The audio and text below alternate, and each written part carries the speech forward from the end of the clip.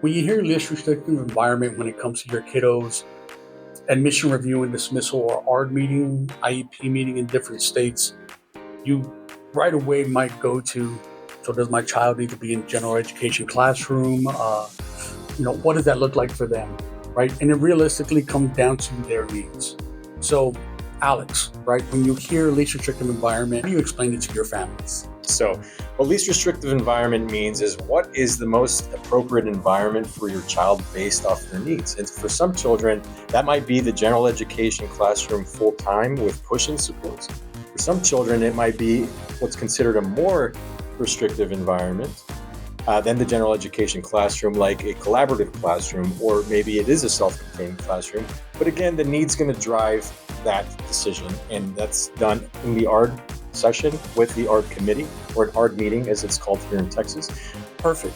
So when you have a kiddo that just general education does not seem like it's a good fit, can least restrictive environment mean that they're in a self-contained classroom 100% of the day? Absolutely. For example, you might have a kiddo who is going to thrive in the general education classroom full-time with just minimal push-in supports or even just accommodation. For some children, a more specialized environment where you limit the ratio of students, or there's a better student to teacher ratio, you have less students influencing the environment, that might be the least restrictive environment for a kiddo. So a lot like my son, right? Yeah, where exactly. He's now in a totally different school as part of his least restrictive environment specific to just autism. So that's kind of the same thing. That is his least restrictive environment. 100%. So now, clarifying questions for ARD meetings, right? There's always three questions that I tell parents to ask when it comes to asking about least restrictive environment, goals, accommodations, regardless of what it is you might run across in your IEP or in your meetings.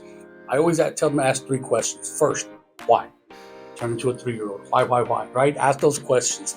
What why means is show me the data that explains why you're making this recommendation. Why are you removing this? Why are you adding this? Why? The second one, what does that mean? A lot of people don't know what positive reinforcement is unless you're in that field. So what does that mean? And then third, what does that look like for my child, right?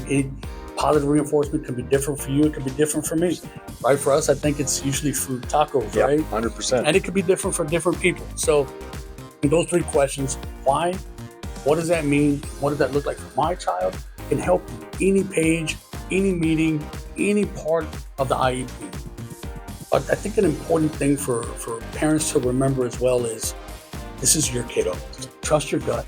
Nobody knows them like you.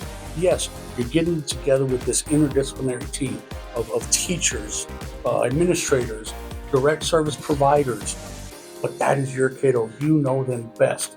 On the weekends, at night, when they're sick, the things that make them thrive, the things that they don't like, that they shy away from, you know all of that. Trust your gut. And that's where we can come in and help you discuss your options and how to approach any issue that may come your way.